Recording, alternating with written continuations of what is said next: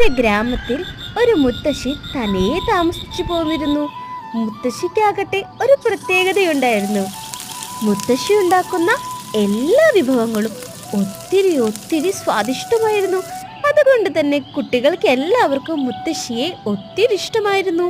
മുത്തശ്ശി വീട്ടിൽ എന്തുണ്ടാക്കിയാലും കുട്ടികളെയെല്ലാം വിളിച്ചു വരുത്തി എല്ലാവർക്കും കൊടുക്കുമായിരുന്നു. അങ്ങനെയിരിക്കെ ഒരു നാൾ ഗ്രാമത്തിൽ ശക്തമായ മഴയും ഇടിമിന്നലുമെല്ലാം ഉണ്ടായി. മുത്തശ്ശിയുടെ വീട്ടിൽ ആ നേരം ഉണ്ടായിരുന്ന കുട്ടികളെല്ലാം തന്നെ മുത്തശ്ശിയുടെ ചുറ്റും ഒത്തുകൂടി. മുത്തശ്ശിയാവട്ടെ അവരെ സമാധാനിപ്പിക്കുവാനായി നിറയെ കഥകളും പാട്ടുകളും എല്ലാം പാടിക്കൊടുത്തു. അതിനുശേഷം എല്ലാ കുട്ടികൾക്കും മുത്തശ്ശിയോട് ഭയങ്കര സ്നേഹമായിരുന്നു. എല്ലാ കുട്ടികളും അവരവരുടെ വിശേഷങ്ങൾ മുത്തശ്ശിയോട് വന്ന് പറയുമായിരുന്നു. അങ്ങനെ സന്തോഷത്തോടെ മുത്തശ്ശി ജീവിച്ചു പോന്നു. ഒരിടത്ത് ഒരു മനോഹരമായ ഗ്രാമമുണ്ടായിരുന്നു. ആ ഗ്രാമത്തിൽ ഒരു മുത്തശ്ശിയും കൊച്ചുമോളും ജീവിച്ചു പോന്നിരുന്നു. മോൾക്ക് മുത്തശ്ശിയെ ഭയങ്കര ഇഷ്ടമായിരുന്നു. മുത്തശ്ശി അവൾക്ക് നിറയെ കഥകളും പാട്ടുകളും അതുപോലെ തന്നെ നല്ല സ്വാദിഷ്ടമായ വിഭവങ്ങളും ഉണ്ടാക്കി കൊടുക്കുമായിരുന്നു. മുത്തശ്ശിക്കും അതെ, ചെറുപ്പം മുതലേ കൊച്ചുമോളും മുത്തശ്ശിയുടെ കൂടെയായിരുന്നു വളർന്നു വന്നത്. അങ്ങനെയിരിക്കെ ഒരിക്കൽ ഗ്രാമത്തിൽ ഒരു വിശേഷകരമായ ദിവസം വന്നു ചേർന്നു. ഷീം കൊച്ചുമോളും അടുക്കളയിൽ കയറി രണ്ടാളും മാവെല്ലാം കുഴച്ചെടുത്ത് നല്ല സ്വാദിഷ്ടമായ എന്തോ ഒരു വിഭവം പ്രത്യേകം തയ്യാറാക്കിയെടുത്തു. രണ്ടുപേരും ഒരു മനോഹരമായ പൂന്തോട്ടത്തിലിരുന്ന് സന്തോഷത്തോടെ അതെല്ലാം ആസ്വദിച്ചു കഴിച്ചു.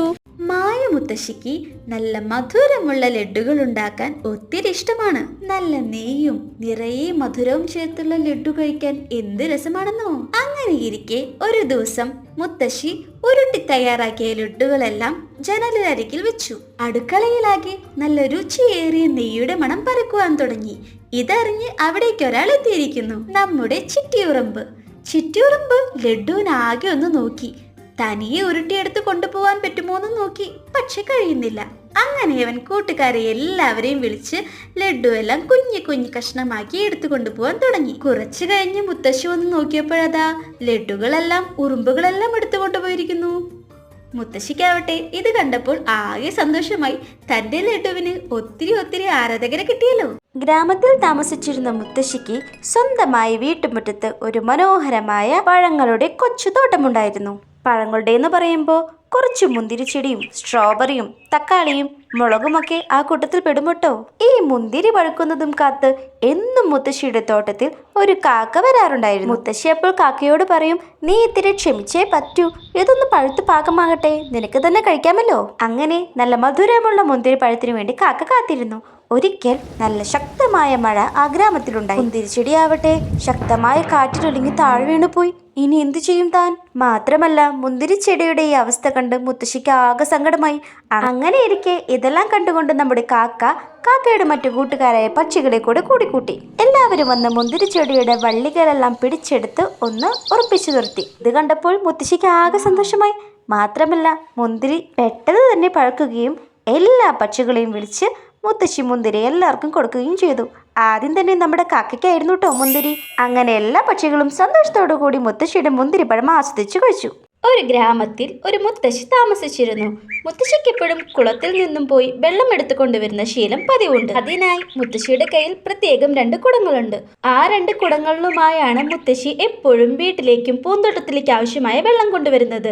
എന്നാൽ അതിലൊരു കുടം പൊട്ടി ഓട്ടയായതാണ്. നല്ല കുടം എപ്പോഴും പൊട്ടിയ കുടത്തിനെ നോക്കി കളിയാക്കി പറയും, ഹാ നിന്നെ കൊണ്ട് എന്താ കാര്യം, ഈ മുത്തശ്ശിക്ക് വട്ട, വെറുതെ നിന്നെ തലയിൽ ചുമന്നുകൊണ്ട് നടക്ക പാവം. ഇത് കേൾക്കുമ്പോൾ പൊട്ടിയ കുടത്തിനും വിഷമമാവും. ശരിയാ, എന്നെ കൊണ്ടൊരു ഉപകാരമില്ല, പാവം മുത്തശ്ശി. അങ്ങനെ ഇരിക്കെ ഈ വിഷമം പൊട്ടിയ കുടം മുത്തശ്ശിയോട് പറഞ്ഞു. മുത്തശ്ശി ഇത് കേട്ടപ്പോൾ ചിരിച്ചുകൊണ്ട് പറഞ്ഞു, ഓഹോ, ആരാ നിന്നോട് നിന്നെ കൊണ്ട് എനിക്കൊരു ഉപയോഗമില്ലെന്ന് പറഞ്ഞേ? നീ ഈ പൂന്തോട്ടം ഒന്ന് നോക്കിയേ. ആദ്യം നോക്കിയപ്പോൾ പൊട്ടിയ കുടത്തിനൊന്നും മനസ്സിലായില്ല.